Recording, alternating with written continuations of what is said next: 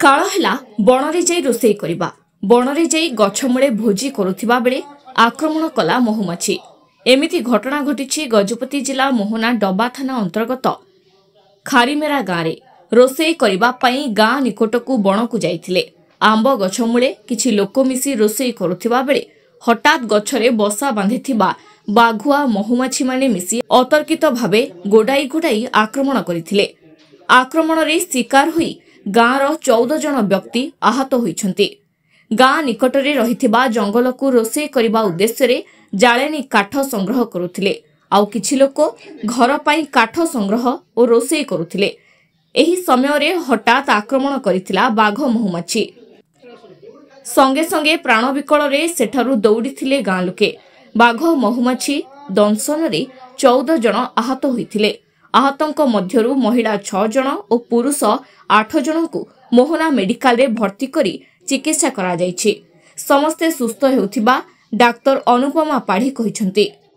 खारीमेरा गाँव 14 जन लोक महुमाछी कामुड़ी बोली आसछन्ती।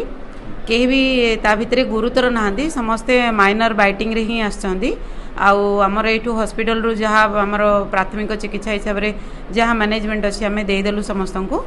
कहार कंडीशन भी गुरुतर नाही, तो समस्ते ये स्टेबल अच्छा भल हो पड़े। आम बगड़ कम करूँ से टाइम रे आम रोसे करूँ आंब गछ मूल सेमती आम रोसे करूँ निआ लगेदेलु धुआं बाजिगला महुमाछी उपरे